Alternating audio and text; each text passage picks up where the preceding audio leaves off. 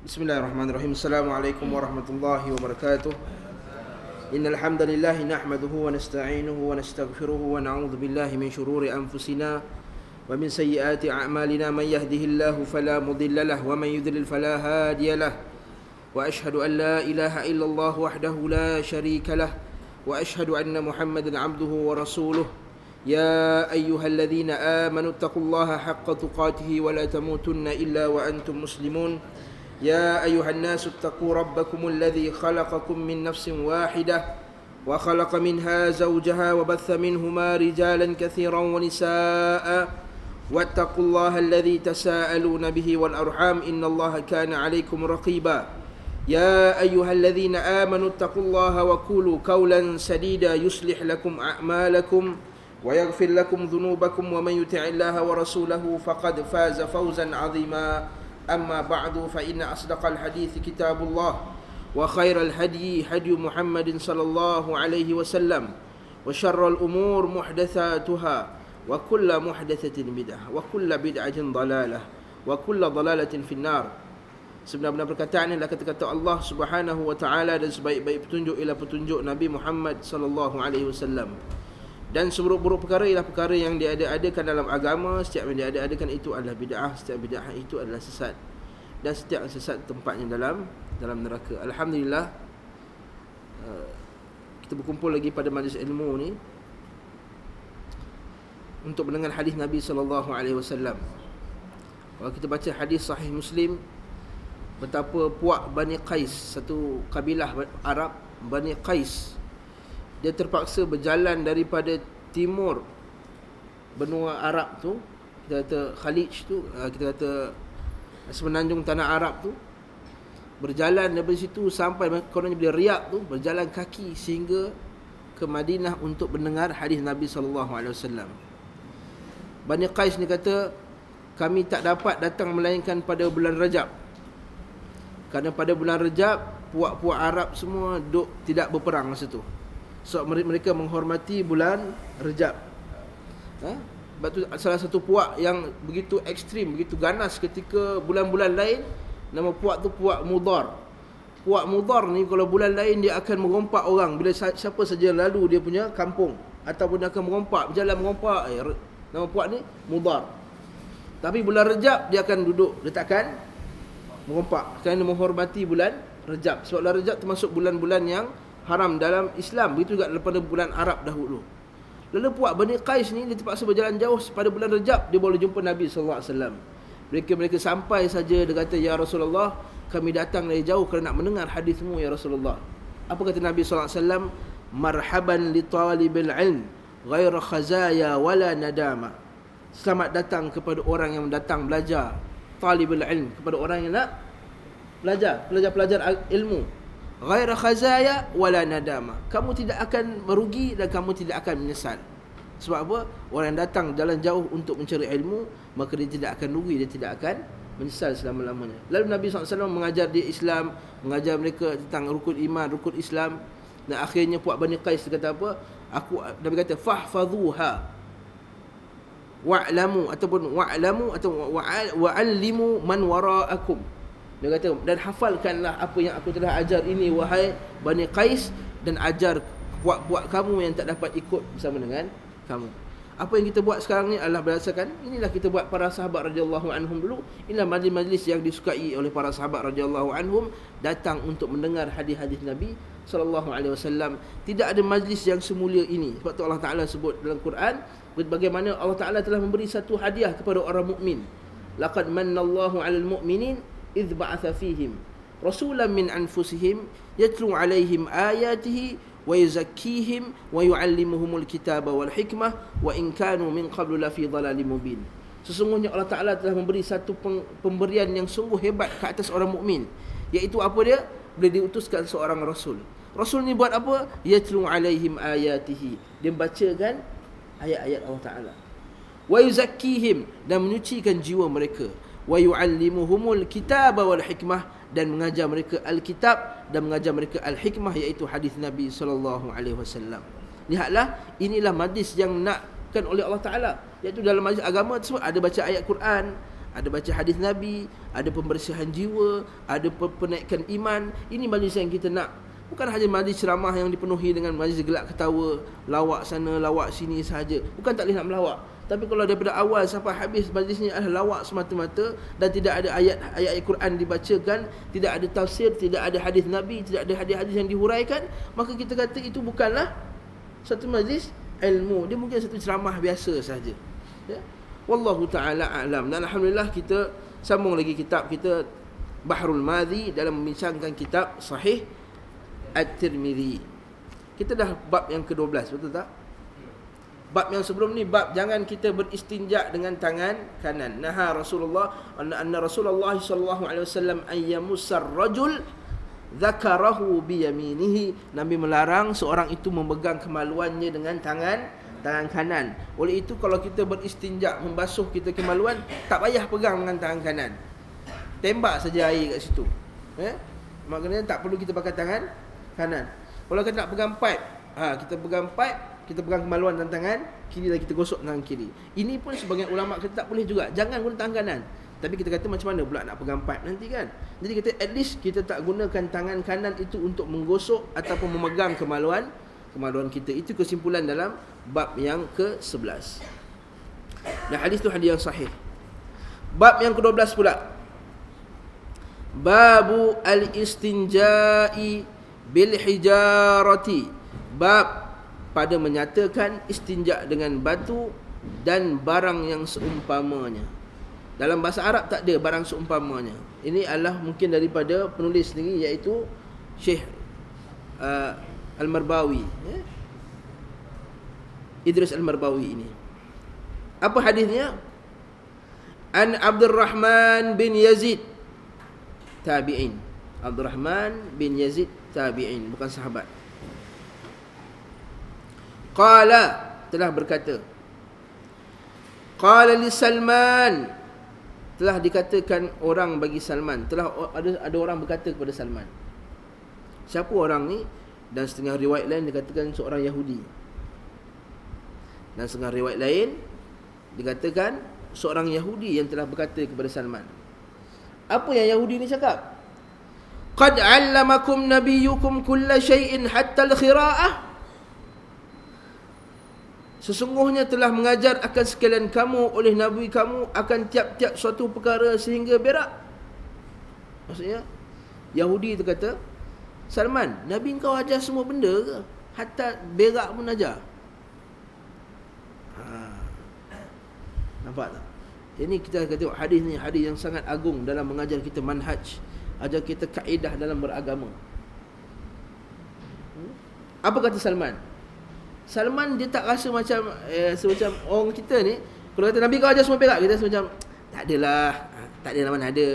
Rasa macam apa orang putih kata apologetic, bersikap macam merendah diri. Tidak, kata ya betul. Bahkan apa kata Salman? Ajal, bahkan ajal ni yes. Ajal, bahkan nahana an nastaqbilal qiblata. Nabi SAW telah melarang kami daripada menghadap kiblat. Nampak hadis ni menguatkan hadis pada bab yang dulu kita belajar, betul? Nampak hadis Salman ni telah menguatkan hadis yang kita belajar dahulu. Nastaqbilal qiblata bighaitin aw baulin. Sama ada ketika nak buang air besar ataupun buang air kecil. Maksudnya jangan menghadap kiblat. Au nastanji bil yamin, atau beristinja dengan tangan kanan. Au yastanji ahaduna bi aqalli min 3 ahjar, ataupun beristinjaklah salah seorang kami daripada batu yang kurang daripada 3. Nabi larang. Ayat ni maudhi'us syahid. Ini tempat dalil tu dikeluarkan, iaitu Nabi melarang daripada beristinja dengan kurang daripada 3 biji batu. Au nastanji biraji'in, ataupun beristinja dengan tahi.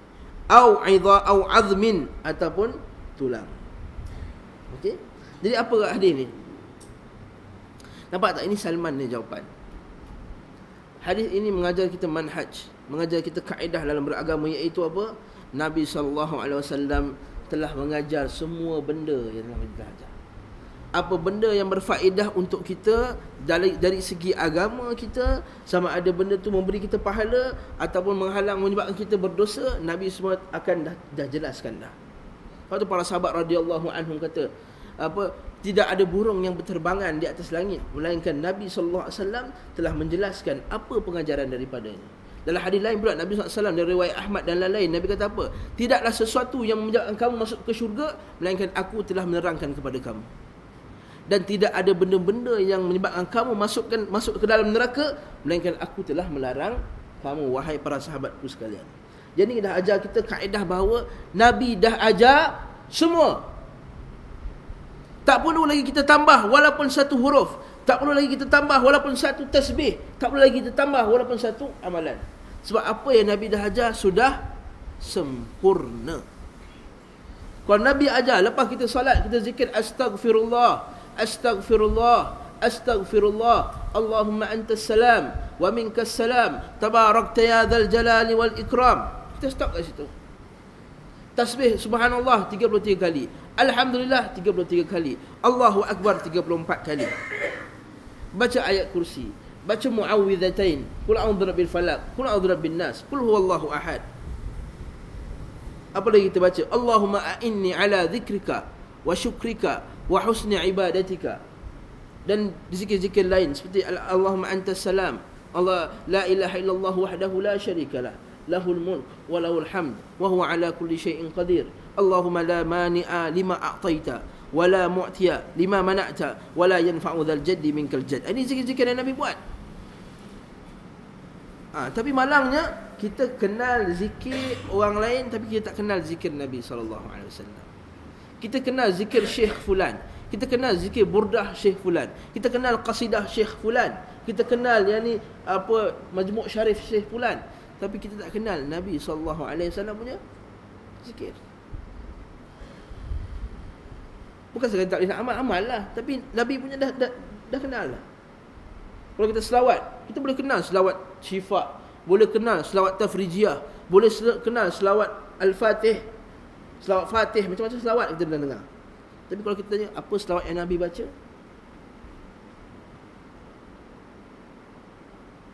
kita tak mampu nak jawab.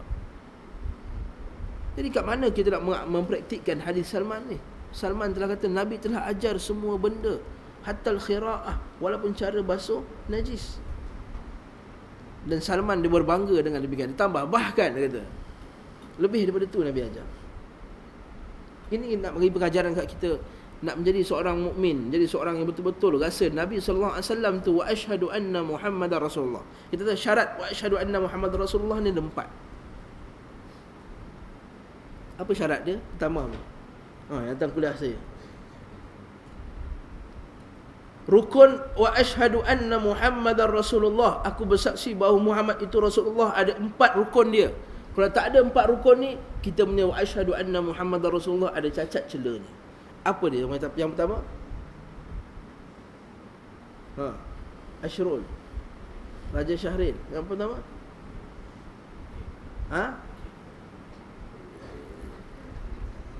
Apa dia? Raja Syahril, Abu Irfan. Apa yang pertama? Yang pertama, tasdiquhu fima akhbar, membenarkan apa sahaja yang Nabi SAW bagi tahu kita. Itu syarat pertama, asyhadu anna Muhammadar Rasulullah. Betul. Jadi kita patuh bila Nabi kata jangan menghadap ke kiblat, membenarkan dia. Jadi kita akan jumpa hadis yang bahawa tulang itu adalah makanan bagi jin. Walaupun kita seumur hidup kita, katakan tuan-tuan dah hidup 50 tahun, ada sebagian hidup 30 tahun, ada hidup 40 tahun, tak pernah sekali pun nampak tulang tu dimakan jin, tak pernah nampak pun. Tapi kita yakin tak? Ini kata tasdiquhu fima akhbar, membenarkan apa yang Nabi SAW sebut. Yang kedua, ta'atuhu fima amar, mentaatinya dalam apa perkara yang dia suruh. Walaupun perkara tersebut bagi kita nampak macam lekeh, walaupun tak pegang zakar dengan tangan kanan, walaupun kita kata tidak menghadap ke kiblat, walaupun kita kata kencing duduk, dan sebagainya.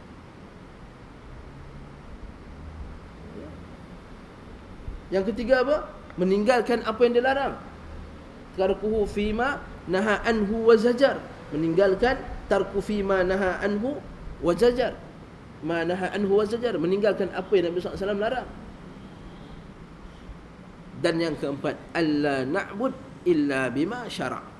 Yang keempat ni, yang rukun yang penting, yang kena-mengena dengan ini, iaitu kita tidak menyembah Allah melainkan dengan cara yang telah ditunjukkan oleh Nabi SAW. Barulah kita ada rukun wa asyhadu anna Muhammadar Rasulullah. Ada 4. Ada pun rukun la ilaha illallah ada 7. Rukun Muhammadar Rasulullah ada 4. La ilaha illallah pada kuliah akan datang. Ya. Yang keempat, tidak beribadah melainkan dengan cara yang ditunjukkan oleh Nabi sallallahu alaihi wasallam. Okey? Itu kaedah dia. Okey. Faham tak? Jadi hadis ni nak bagi tahu kita dalil bahawa tak boleh kita istinja dengan kita boleh beristinja dengan batu. Hadis ni hasan, sahih, hadis sahih. Mari kita baca masalah ke-87. Ketahuilah kiranya wahai saudaraku, adalah beristinja itu wajib. Betul lah, wajib menghilangkan kotoran ketika kita buang air besar atau buang air kecil, hukumnya wajib. Sebab itulah kita tak dalam bab ni, bab pertama dalam kan kita belajar at-tuhur syatrul iman.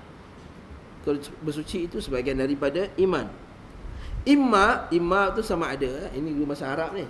Imma dengan air atau air batu atau dengan batu dan seumpamanya. Maka telah didatangkan oleh Tirmizi akan hadis beristinja dengan batu ini, katanya, hadis yang kita baca ni lah. Baca bawah tu pula. Atau istinja salah seorang daripada kami dengan ke bawah kurang daripada 3 anak batu.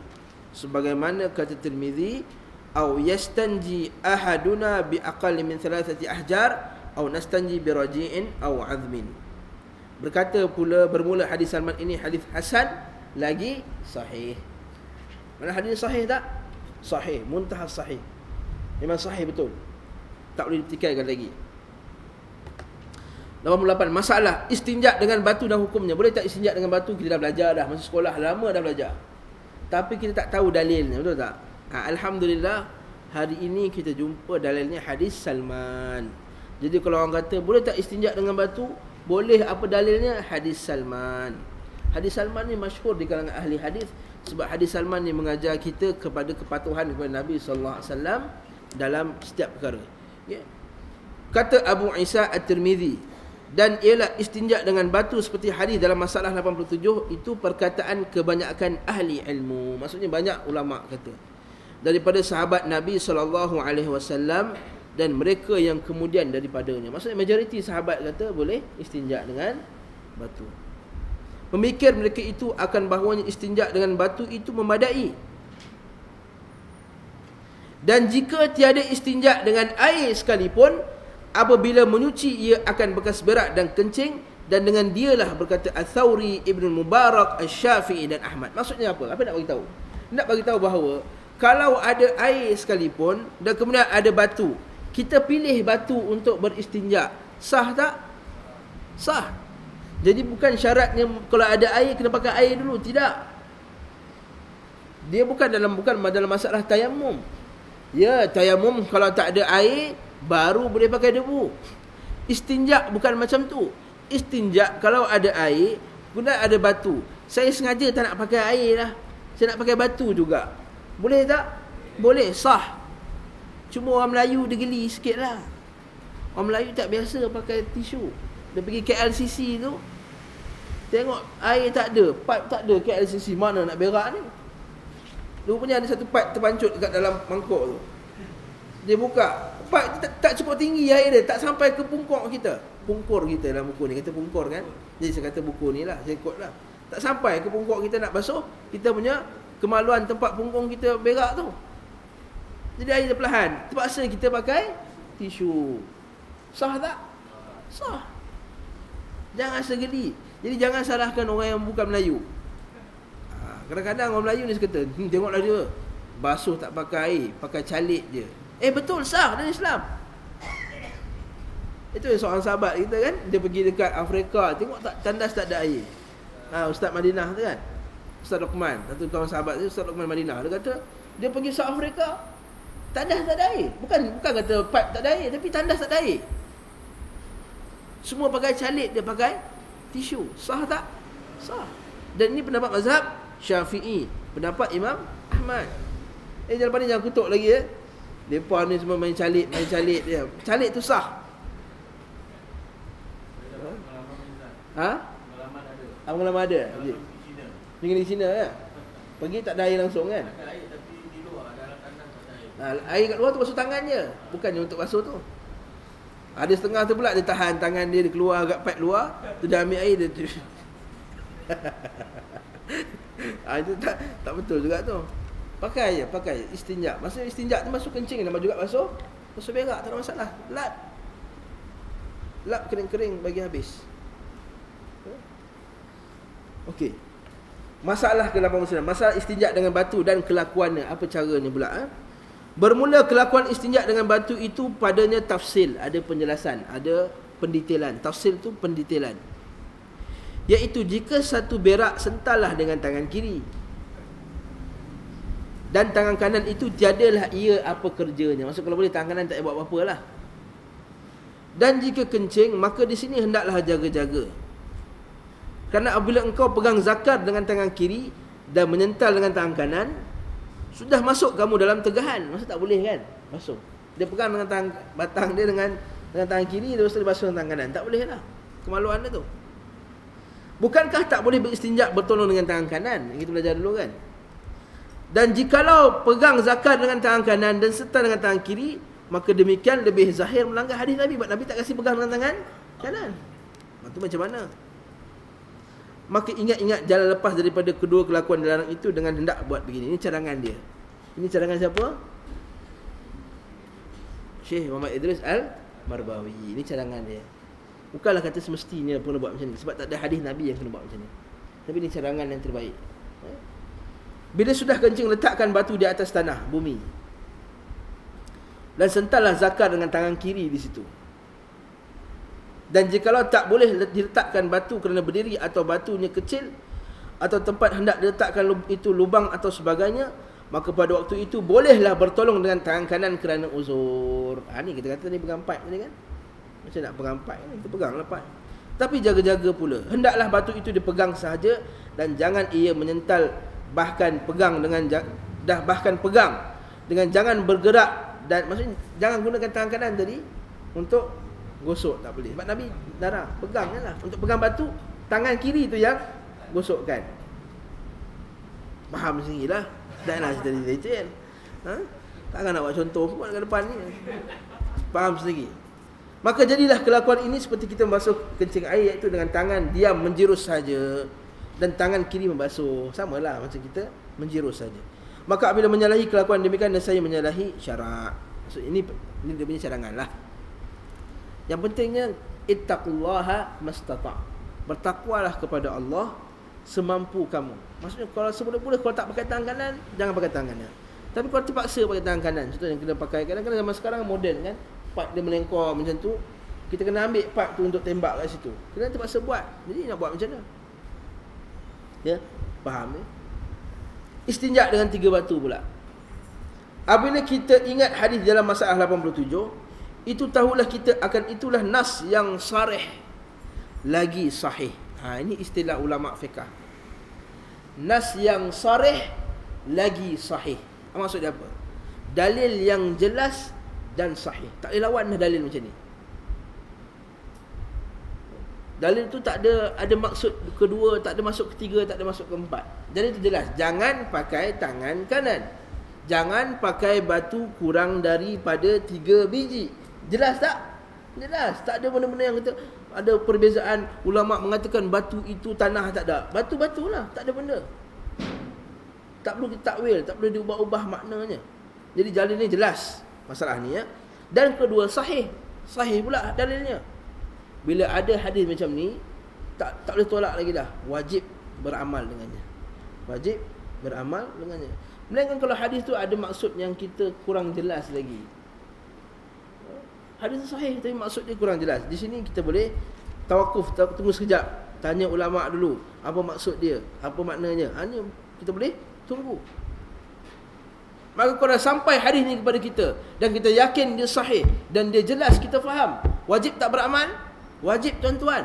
Tak perlu ada sanad dulu. Ada setengah orang kata kalau beramal tak ada sanad tak boleh. Ada setengah orang dia ekstrim sanad. Dia kata kamu belajar dengan siapa ni? Saya kata dalam buku saya jumpa hadis yang sahih. Oh, tak boleh. Tak boleh amal dengan hadis tu. Kamu kena ada sanad dulu, kena ada. Mana boleh. Kita kata kalau hadis tu sahih sampai kat kita telinga betul sampai dan kita yakin buku tu sahih, wajib tak amal? Wajib amal walaupun tak ada sanad. Ada setengah orang lagi ekstrim daripada tu. Cara kau ikat serban tak ada sanad, dia kata. Tak boleh ikat serban, tak sah. Okey. Ada pula zikir. Zikir kau tak ada ijazah, tak ada pahala. Mana boleh? Kalau sampai di telinga kita, Nabi SAW kata, dua kalimah yang ringan di lidah, tapi berat di mizan, di timbangan, dan disukai di sisi Ar-Rahman, iaitu Allah Ta'ala, iaitu subhanallah bihamdihi, subhanallahil azim. Kita beramal dengannya terus. Dapat pahala tak? Dapat pahala. Tak perlu kata, kau amal tak ada sanad ni, tak ada ijazah, kau punya zikir tak ada ijazah. Tak boleh. Mana ada?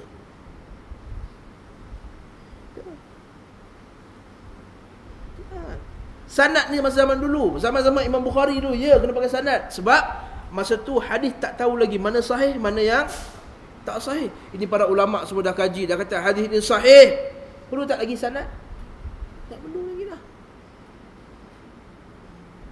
Kalau sekira perlu pun sekadar untuk memastikan benda tu tradisi, menaikkan semangat. Tapi bukan lagi menentukan kau boleh amal atau tidak hadis tersebut. Tidak. Sampai saja hadis sahih, walaupun seorang, kita pasti hadis itu betul, wajib beramal. Kalau tak beramal, kita akan ditanya akhirat kelak kenapa tak beramal dengannya, dengan hadis Nabi SAW. Jadi dikata nas ini, dalil ini, nas itu dalil lah yang sarih, yang jelas lagi sahih pada bahawasanya menyempurna 3 kali sental itu wajib. Basuh 3 kali itu wajib dengan batu. Yes. Dengan batu ya. Nanti dulu. Kalau dengan batu kurang tak sah dalam mazhab Syafi'i. Dengan batu, bukan dengan air batu. Mana kalau pakai tisu 3 kali. Kalau dengan kertas 3 kali. Dengan apa saja selain daripada air 3 kali.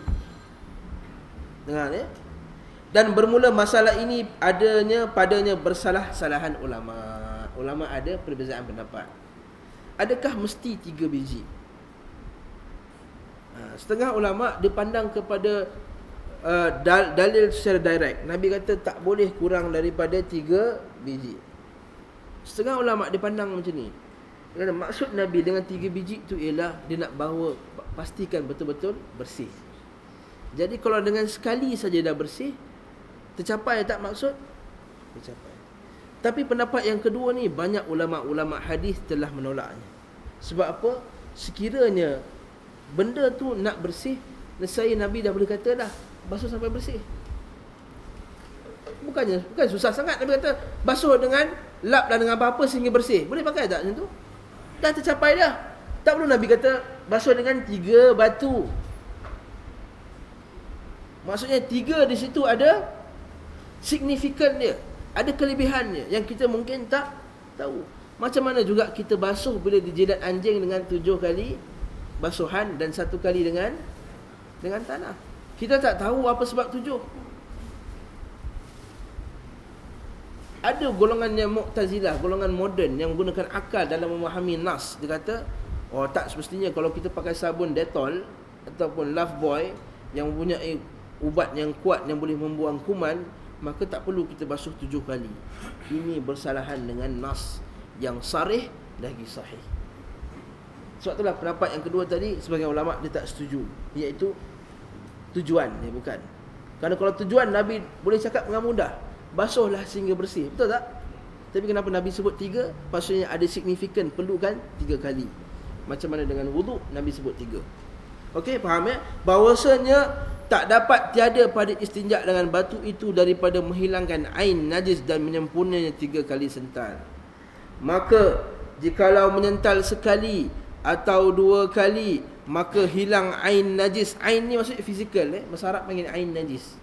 Ain tu maksudnya nampak jari tu. Tak mesti bau. Ain tu rupa bentuk. Bau tu salah satunya. Ain tu rupa tahi tu, seketui nampak dah, atau nampak coklat. Itu namanya ain najis. Okey. 2 kali maka hilang ain najis, nescaya wajib sental yang ketiga jua. Ini pendapat yang pertama. Maksudnya kalau kata basuh sekali dah hilang, bagi mazhab Syafi'i tak boleh lagi, kena juga buat 3 kali walaupun dah hilang kalau kali pertama tadi. Dia bukan macam wuduk. Bukan macam wuduk. Wuduk kalau sekali basuh dah rata air, sah tak? Sah. Yang 2 kali itu sunat. Maka kalau tak buat yang kedua dan ketiga, sah tak wuduknya? Sah. Tapi dalam bab istinja, kalau dia sapu sekali tak dah bersih, dia tak nak buat yang kedua dan ketiga, sah tak? Tak sah, dia tetap juga berdosa. Itu kita belajar. Ini kita ilmu yang dalam, ilmu yang faham betul. Bukan ilmu main teka-teka je, main kias-kias. Ada setengah main kias-kias. Ada wuduk 3 kali. Tak, kias-kias tak boleh, ni dalil lain. Dalam ibadah ni bukan boleh kias-kias. Okey?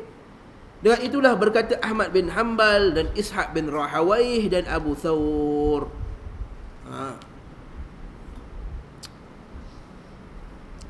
Tak sebut mazhab Syafi'i, baca dulu. Okey. Dan kata Malik dan Daud Az-Zahiri, mazhab Maliki dan mazhab Daud Az-Zahiri, mazhab Zahiriyah. Mazhab Zahiriyah lah satu mazhab yang kita tak pernah dengar, tapi mazhab fiqh terkenal. Dia ni suka lihat pada zahir nas. Dia suka tengok zahir, itu je. Dia tak tengok kepada kadang-kadang pada tujuan. Contoh yang paling jelas sekali dalam bab Zahiri ni, iaitu dalam bab nikah. Dalam hadis Nabi sallallahu alaihi wasallam, Nabi sebut, "Idza arada ahadukum an yakhtuba," atau "idza khataba ahadukum imra'atan falyanzur," maka lihatlah kepada perempuan yang kamu nak kahwini tadi. Maka sebab tu hadis, sebab tu Jabir bin Abdullah Al-Ansari, dia pergi ngintai perempuan. Tapi bukan ngintai kat toilet, bukan ngintai kat bilik mandi, jangan silap faham. Maksudnya ngintai, dia pergi dengan kawan-kawan macam mana perangai dia, macam mana perangai dia, rupa dia comel ke tak comel. Sebab dalam Islam yang semua berhijab, semua dijaga. Bukan zaman sekarang boleh tengok semua orang. Boleh lihat dia. Kalau kita nak tengok, kita tengok dia. Boleh minat tak? Minat. Tapi mazhab Daud Az-Zahiri ni, dia ekstrim sikit. Dia nampak, dia kata lihat di situ. Nabi tak kata lihat mana. Dia kata boleh lihat semua. Boleh lihat kesemuanya. Direct sikit mazhab ni. Dia panggil zahir. Dia direct sikit. Jadi boleh tengok semua. Habis tu?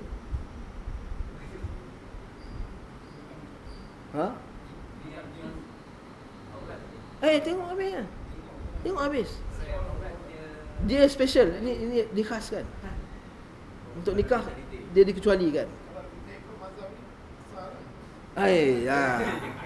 Sebab itulah kat sini kita telah membuka satu lagi ilmu, iaitu apa? Bukanlah semua pendapat ulama tu boleh diterima. Nak bawa kepada satu kesimpulan bahawa ada setengah orang ni, bila kita kata mana boleh buat macam ni, tapi ada ulama cakap, betul tak?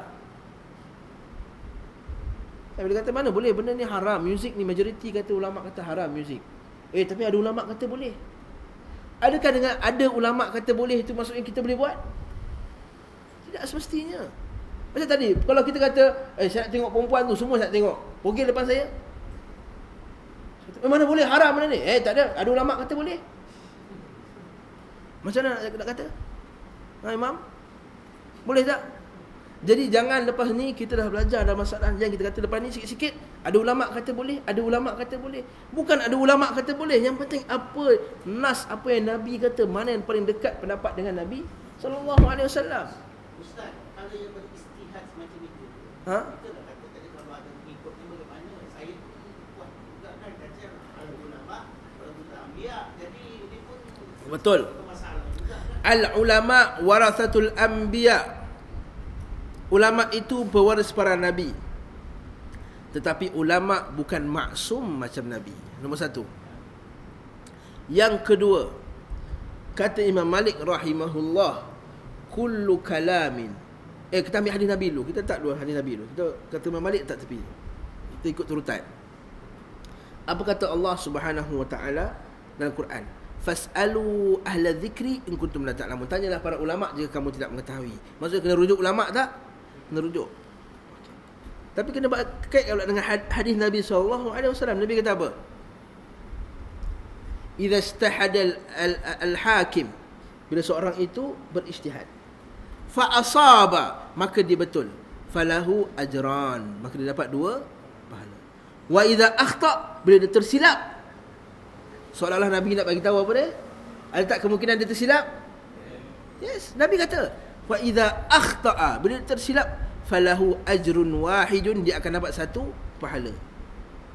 Bila Nabi kata ada orang yang ulama yang berijtihad, yang buat usaha untuk mengeluarkan hukum, dia betul, dia dapat 2 pahala. Kalau dia tersilap, maknanya Nabi kata dia silap tak? Silap lah. Maknanya soalan, Nabi kata ada orang yang silap tak? Ada yang silap. Jadi kita kena faham hadis itu betul-betul. Wa idza akhta'a falahu ajrun wahid, maka baginya 1 pahala. Jadi kat sini saya tanya balik soalan. Ada tak ulama boleh tersilap? Yes, ada. Yang ketiga pula, pendapat kata-kata Imam Malik rahimahullah. Kullu kalamin yu'khadh wa yutrak illa kalam sahibu hadzal maqam. Imam Malik dia mengajar dekat Madinah. Sebab dia gelar Imam Darul Hijrah. Dia kata Imam Darul Hijrah itu imam ulama Madinah. Dia kata setiap perkataan ulama itu boleh diterima dan boleh ditolak. Maknanya kita terima kalau betul, kalau sahih mengikut Al-Quran dengan hadis, dan boleh ditolak kalau bertentangan dengan Al-Quran dan hadis. Illa kalam sahibu hadzal maqam. Illa kalam sahib hadzal maqam. Illa kalam sahibi hadzal maqam. Melainkan kata-kata pemilik makam ini. Siapa? Rasulullah sallallahu alaihi wasallam. Nabi mengajar dekat masjid, Imam Malik mengajar dekat Masjid Nabawi. Yang ketiga, yang keempat pula, Imam Syafi'i rahimahullahu taala, dia kata, bila kamu dapati pendapat aku bertentangan dengan hadis yang sahih, maka kau ambil pendapat aku, kau campak pendapat aku kuat-kuat dekat dinding, ambillah hadis yang sahih. Pernah sekali Al-Imam Syafi'i, bila dia keluar satu pendapat, tiba-tiba ada orang satu hadis yang sahih bertentangan dengan pendapat dia. Orang bacakan hadis tersebut. Anak murid dia tanya, wahai imam, macam mana nak pakai ke hadis ni, nak amalkan dengan hadis ni? Sebab hadis tadi tu bertentangan dengan pendapat dia. Apa kata Imam Syafi'i? Ada kata betul, jangan pakai hadis tu. Mungkin hadis tak sahih, mungkin tak ada. Kemungkinan maksud dia lain. Nampak? Dia bukan pertahankan pendapat dia. Apa kata Imam Syafi'i? Kau nampak aku ni pakai topi padri ke? Kau nampak atas kepala aku ada lambang salib ke? Kau nampak aku pakai pakaian macam padri ke? Ambil hadis yang sahih tu, tinggalkan pendapat aku.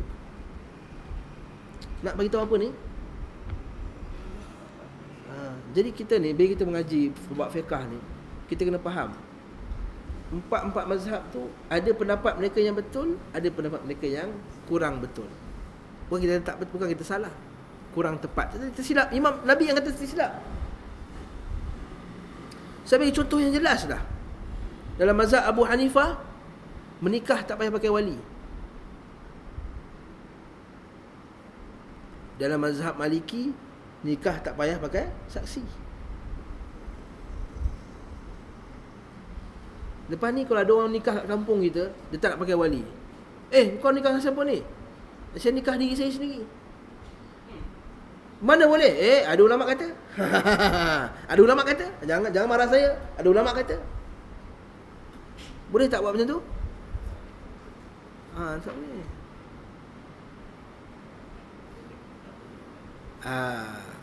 Sebab bagi mazhab Hanafi, dia punya pendapat, dia menganggap bahawa bernikah tu macam jual beli.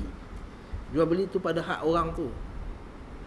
Hak orang tu, saya menjual beli. Saya lah tidak terima atau tidak.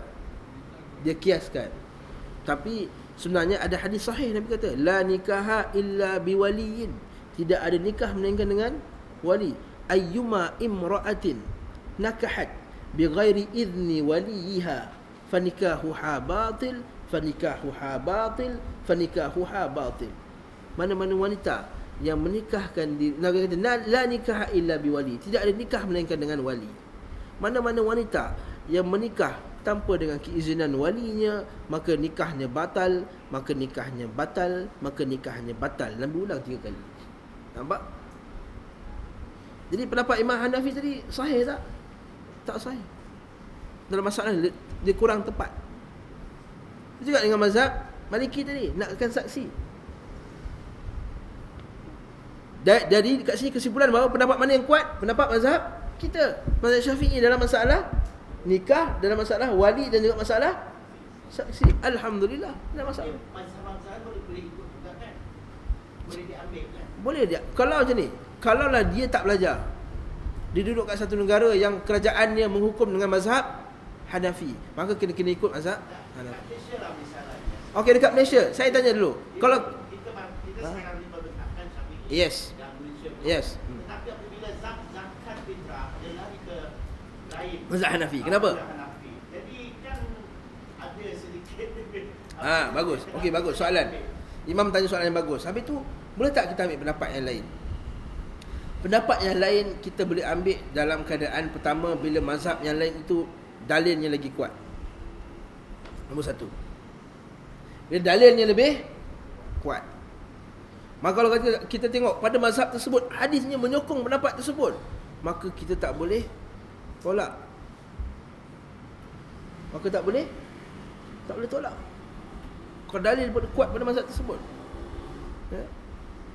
Yang kedua, bila keadaan mendesak. Kat sini lah Allah Ta'ala kata, ini kata ulama kata, dia ada, kat sini ada rahmat, ada perbezaan pendapat. Kat sini ada rahmat. Iaitu dalam keadaan bila terdesak, tak boleh lagi dah kita nak buat dalam keadaan macam tu, maka kita boleh mengambil pendapat yang lain. Contohnya, zaman sekarang, zaman mazhab Syafi'i, ni nak cerita mazhab Syafi'i pula tak kuat. Bila jual beli, dia kena ada akad. Saya beli, saya jual. Saya beli, saya jual. Wajib. Bukan kata sunat tau. Wajib. Dalam mazhab Syafi'i wajib. Tapi zaman sekarang, saya tanya, siapa yang buat benda tu? Hampir dah tak ada orang dah. Orang kita buat. Kita pergi kedai, kita pergi kat Carrefour, ketit, RM300. Bayar. Dapat resit. Tak ada kata, saya beli ya, saya jual ya. Tak ada pun. Zaman 60-an Cina pun buat. Saya jual ya, saya jual ya Haji. Dekat Melaka. Melaka tak selesai ada orang buat lagi. Cina-Cina tu. Saya jual saya beli, saya jual. Cina tu pandai buat mazhab Syafi'i. Saya jual. Cina tu pandai mazhab Syafi'i. Ya, betul. Saya jual, saya beli. Sebab dia dah terbiasa. Tapi sekarang kita tak buat lagi tu dah. Sekarang kita pakai mazhab apa? Mazhab Hanafi. Beli mesin air, kita minum. Tak ada mesin tu kata saya jual, saya beli.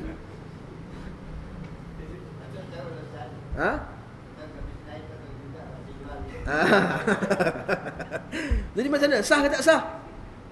Sebab dalam mazhab Syafi'i, syarat jual beli mesti ada ijab, mesti ada qabul. Nanti kita akan jumpa dalam bab ni. Cik Badawi, nanti kita akan jumpa pada bab. Nampak macam mana? Dekat sini nampak, ternyata dalam masalah ni, walaupun dalil kata ada, tapi keadaan mendesak untuk kita memerlukan pendapat yang lain. Macam tadilah dalam pakai beras tadi, kita tukar dengan duit. Walaupun sebahagian ulama' dia sampai sekarang dia tak setuju pakai duit, dia mesti bayar dengan beras. Kebanyakan ulama' hadis mendapat kebanyakan macam tu. Masih lagi. Okey.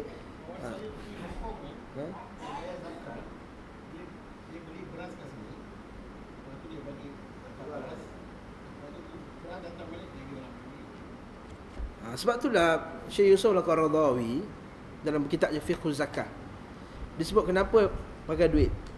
Sebab pernah berlaku di Mesir, di mana orang bagi zakat dengan gandum. Jadi orang semua bagi zakat banyak, orang banyak gandum. Sedangkan dia tak perlukan gandum lagi dah. Dia tak perlukan pakaian, nak beli sekolah anak, apa semua. Jadi dia buat macam mana? Dia orang yang miskin tu dia jual gandum. Dia jual balik gandum-gandum je. Orang di luar tahu ini adalah gandum zakat. Jadi dia beli dengan harga yang lebih murah. Jadi lagi sekarang ni rugi kat siapa? Rugi kepada si miskin tadi. Atas dasar inilah si mazhab dia kata bayar dengan duit. Walaupun sebahagian ulama hadis terutamanya masih lagi keras masalah ni. Syekh Albani rahimahullah dan banyak ulama lain kata apa, kena juga pakai beras sebab Nabi kata bayar dengan beras. Wallahu taala a'lam. Kat sini dua. Jadi kita ada dua keadaan memerlukan kita boleh ambil pendapat mazhab yang lain. Jadi kalau kita ambil pendapat dalil orang tu lagi kuat dalilnya, lagi hujah ni kuat. Yes? Atas dasar tu lah dia orang fikirkan semua ni. Kalau tak beras nak tak kat mana, lepas tu banyak-banyak sangat beras buat apa, macam mana kita nak sekolahkan anak kan. Kadang-kadang ada pula dia jual balik beras tu, tak laku beras tu, sedangkan dia nak duit untuk pergi sekolah, jadi tak tercapai lagi maksud dia untuk wallahu taala a'lam bisawab. Saya tak tahu, ana tak tahu mana pendapat yang kuat masalah ni, terpulanglah. Jadi kalau tanya saya, ikut pemerintah. Kalau tanya saya, ikut pemerintah dalam masalah ni.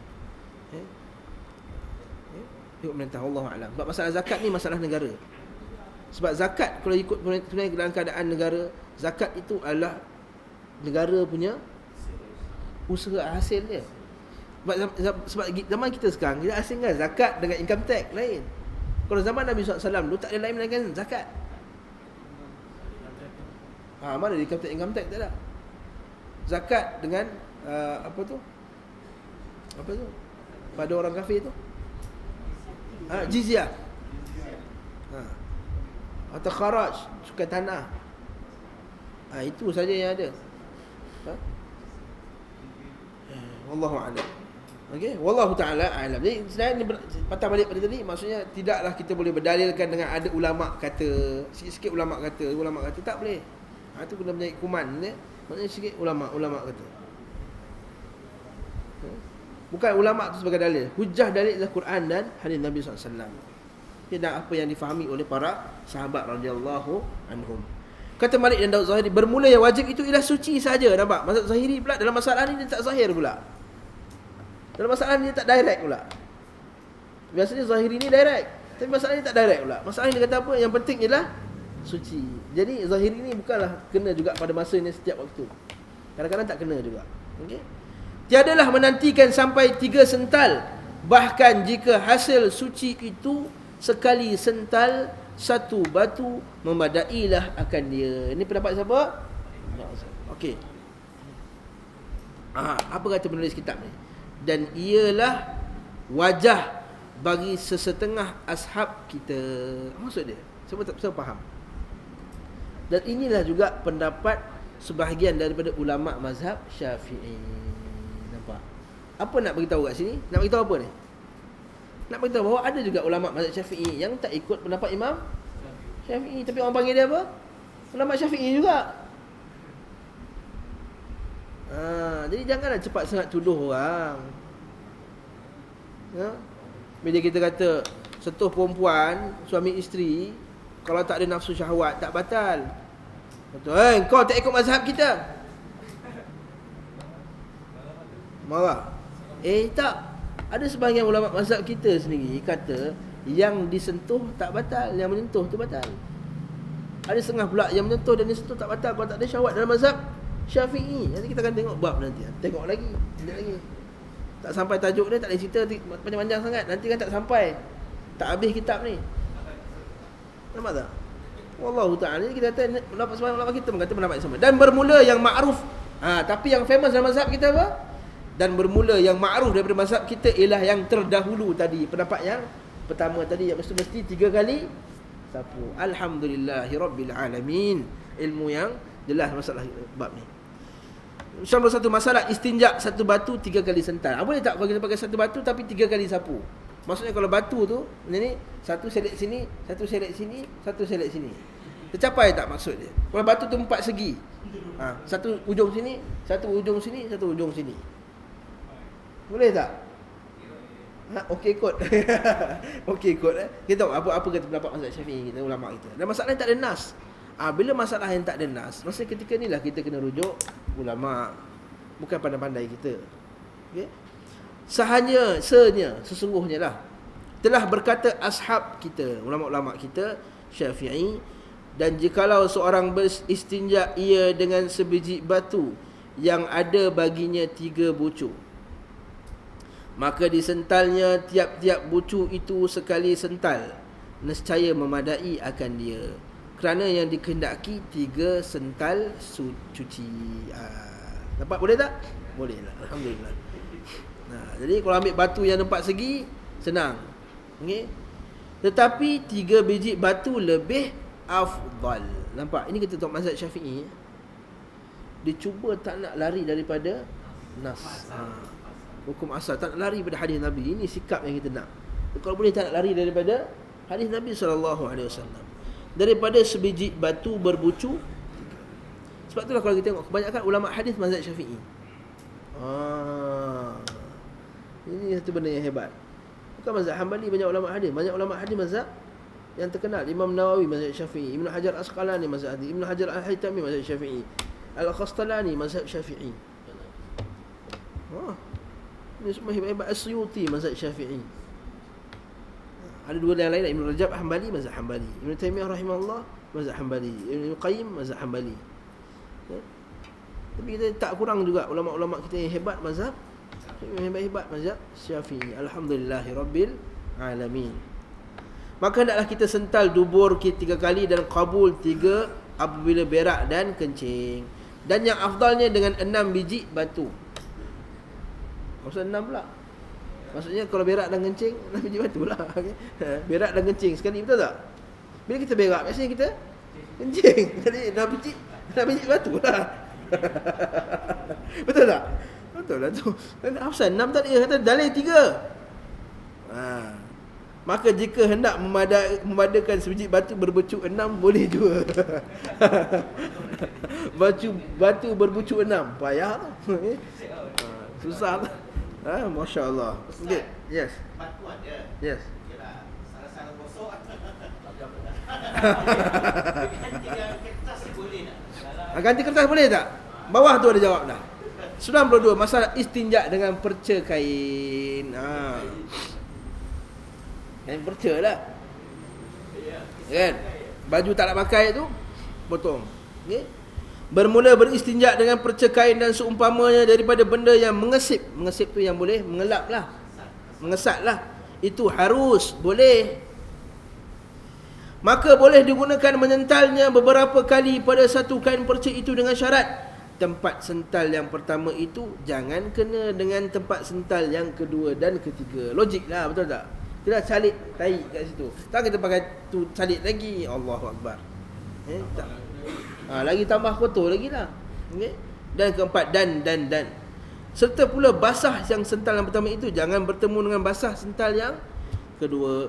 Maka di mana tempat yang belum basah dan tiada bersental, bolehlah disental dengan syarat yang demikian. Maka bolehlah. Jadi ulama semua kata mana-mana yang keadaan yang sama dengan perca kain ni, mana-mana tisu boleh, kertas boleh, apa semua, asalkan ada sebagian ulama letakkan syarat pula. Kalau boleh kertas tu janganlah benda-benda yang suci.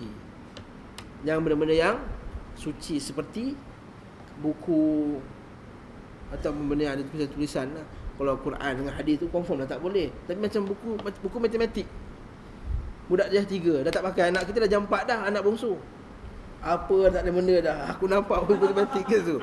Aku nak koyak buku matematik dia. Aku nak sapu. Dah tak ada benda lain dah. Nak buat macam mana? Boleh tak? Boleh, tapi makruh lah. Itu dalam hukumnya makruh kalau benda-benda yang dihormati seperti buku dan ada ilmu semua ni. Istinja dengan lebih daripada 3 batu. Telah berkata ashab kita, dan apabila hasil suci dengan 3 batu, maka tiada dituntut lebih ke atasnya. Bahkan kalau lebih-lebih, apa jadi nanti? Melampau. Al-ghulu fid din. Iyyakum wal-ghulu fa innahu halaka man kana qablakum al-ghulu fid din. Jauhilah kamu akan bersifat ghulu, at-tanattu'. Nabi setengah hadis riwayat lain tanattu', melampau-lampau dalam agama. Sesungguhnya telah binasa umat sebelum kamu kerana mereka melampau-lampau dalam agama. Melampau-lampau apa ni? 3 tak boleh. Kita ni kalau nak dapat yang sempurna, kita kena buat 4 dan 5. Melampau. Nampak? Melampau. Nak melontar, mana boleh pakai baju batu-batu kecil macam ni? Apa? Kalau kena kat budak kecil pun tak mati. Pakai batu besar-besar macam ni, baling melontar haji tu. baulah sedap. Kena dekat syaitan. Ini melampau. Kalau kita baca sebab hadis tadi disebut, jauhilah kamu akan sifat melampau dalam agama. Kes dia ada orang nak ambil batu besar. Nabi kata iyyakum wal ghulu fid din. Jauhilah kamu akan sikap melampau dalam agama. Sungguhnya Nabi SAW ambil batu besar ini sahaja. Nampak tak? Dalam batu dia pilih batu besar pun Nabi dah kata jangan melampau dalam agama. Apatah lagi dalam hukum-hukum yang lain, dalam hukum-hukum yang lebih besar qadiyahnya, hukum yang lebih besar isunya. Maka kita kata dalam masalah ni jangan lebih daripada 3. Jangan lebih daripada. Macam mana pula ustaz? Nabi SAW pernah sebut dalam hadis Abu Hurairah, Nabi kata apa? Siapa yang berwuduk ni dia akan ghurran muhajjalina yaumal qiyamah, dia akan bercahaya. Mama yastati an yutila ghurratahu falyaf'al. Siapa nak memanjangkan cahayanya maka buatlah. Maka sebahagian orang dia faham memanjangkan cahaya tu maksudnya kalau wuduk sampai sini. Jadi akhirat nanti kita punya bercahaya sini sampai sini. Betul? Asal basah baju semua sebab nanti akhirat nanti bercahaya semua. Mandi semua aje. Ni kata melampau. Dia silap faham. Yang maksud Nabi untuk memanjangkan cahayanya iaitu sentiasa berwuduk. Itu masalahnya kalau tak faham hadis mengikut para sahabat radhiyallahu anhu, kefahaman para ulama radhiyallahu anhu. Okey, faham kat sini ya. Jadi maka jika tiada hasil dengan 3, wajib disental dengan 4. Maksudnya kalau 3 kali tak bersih juga. Baik punya. Okey. Bawa makan William malam tadi, siang banyak kali, makan banyak kenduri, makan kambing kan malam tadi. Baik punya. Petai pula apa semua, jaring apa semua, baik punya. Maka sekali tak boleh, 3 kali tak lepas, 4. Kalau 4 tak lepas, 5. 5 tak lepas, 6. Seterusnya. Tapi afdal dia ambil ganjil. Afdal ganjil. Maka jika hasil sucinya dengan maka tiadalah wajib lebih, tetapi disunatkan ghasal ganjil dengan yang kelima. Maksudnya kalau 4 tu dah bersih dah, tapi buat dia nak ambil ganjil, dia buat yang kelima. Sebab apa? Mana dalil kata kena ambil ganjil? Nabi SAW sebut Innallaha witrun yuhibbul witra. Allah Ta'ala itu single dan dia suka benda yang ganjil. Yuhibbul witra. Dia suka benda yang ganjil. Sebab tu kita makan kurma pagi-pagi nak pergi sembahyang raya, sunnah makan kurma ganjil. Talak pun 3 kali, betul tak? Betul tak? Talak 3 kali. Cuma kahwin dia tak ganjil 4. Kahwin dia tak ganjil 4. 3. Satu tu pun dah ganjil juga. Satu pun dah ganjil juga. Wallahu a'lam. Demikianlah pada barang yang lebih, manakala hasil suci dengan ghasal maka jangan lebih. Jangan lebih. Dan jika tiada nescaya wajib suci dan disunatkan ghasal. Wallahu ta'ala a'lam. Nah, faham tak? Nak sambung? Cukuplah Silakan, tafadhal. Ini cerita atas nama dasar pengalaman orang kampung. Okey, silakan. Sekali dari apa yang kita baca sini, kain perca dan batu. Yes. Sekarang ni orang tu ada hutan lagi. Kalau kita masuk hutan, masuk Nuri Getah dalam hutan. Ya. Okey, masa itu kita buang air besar. Yes. Okey. Nak cari batu tak ada, kain perca pun tak ada. Habis kita ada tu kita cari batang kayu ataupun daun-daun yang ada di sekitar. Kita baca dah hadis yang dulu, hadis sebelum ni, hadis afdal menggunakan air dalam bersuci. Bila Nabi SAW dia dalam keadaan lepas dia istinja, orang bawakan air, bawa dekat dengan panah, anak panah yang bukan kayu yang dah patah. Dua-dua boleh, tapi Nabi ambil air. Maksudnya para sahabat dia ambil kayu tadi, maksudnya para sahabat faham kayu tu boleh tak istinja? Boleh, tapi Nabi pilih air untuk apa? Afdal. Saya kata tadi, kalau ada air, ada tisu untuk istinja, pakai tisu, sah tak? Sah. Tapi afdal air. Betul, Allah Ta'ala puji orang Ansar, orang yang di Masjid Quba, kerana mereka suka bersuci dengan air. Allah Ta'ala puji mereka, innallaha yuhibbul tawabin wa yuhibbu al-mutatahhirin. Fihi rijalun yuhibbu an yatatahharu. Di sana ada orang lelaki-lelaki, orang-orang yang suka bersucikan diri. Sebab orang Quba dia suka bersuci dengan air. Lalu Allah Ta'ala puji mereka. Allah Ta'ala kata mereka inilah yang Ta'ala turun orang yang sukakan bersuci dan sukakan yang bersih. Allah Ta'ala puji mereka. Tapi nak bagi tahu hadis tadi, seolah-olah benda tadi boleh pakai tak? Boleh pakai. Soalan mana? Apa saja yang kering, kayu, daun, apa saja yang digunakan boleh buat salib yang kesat. Ulama kata letak syarat kesat.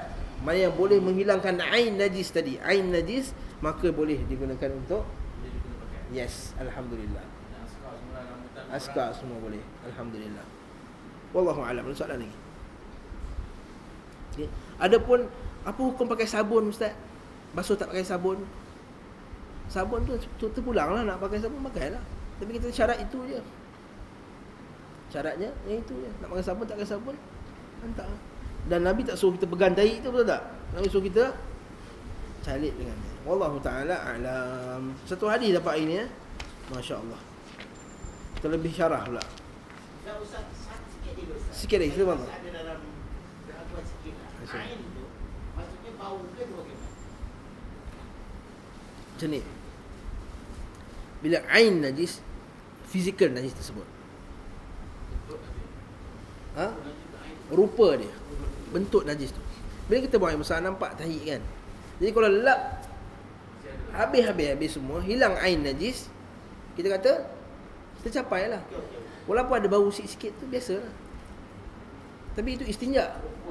Istinja dengan itu istinja. Ya.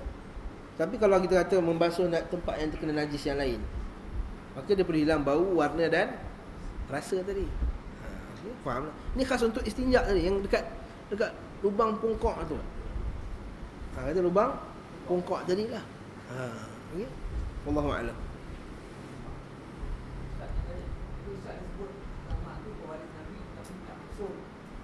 Boleh melakukan kesilapan.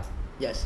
Kalau ada pengikut melakukan kesilapan yang dinyatakan oleh ulama ataupun oleh apa ni, mazhab-mazhab tadi, tidak tadi memberi kesan. Apalagi kalau pengikut orang awam.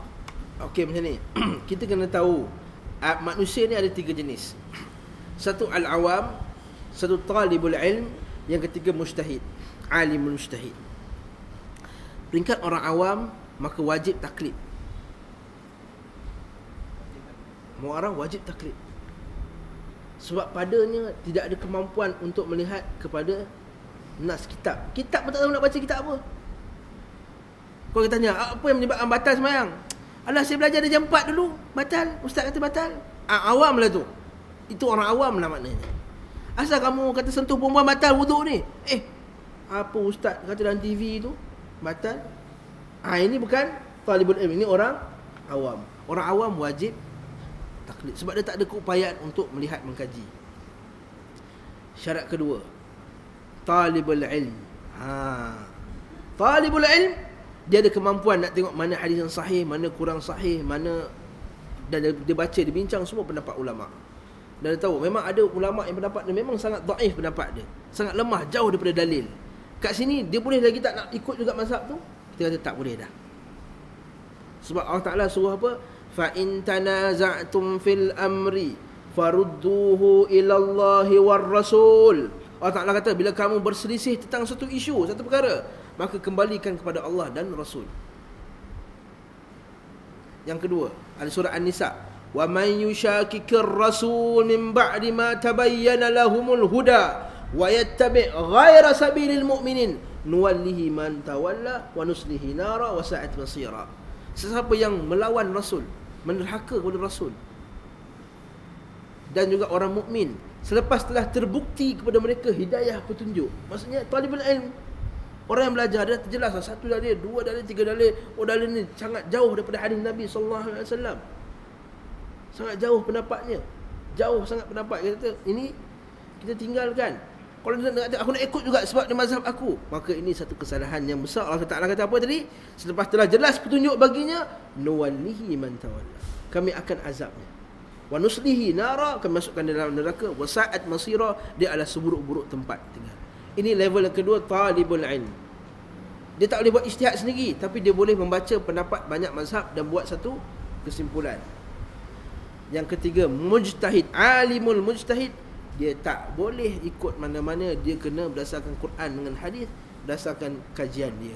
Yang inilah Imam Syafi'i, Imam Malik, imam yang besar. Ini bukan kita punya level lah. Kita paling tinggi pun talibul ilm.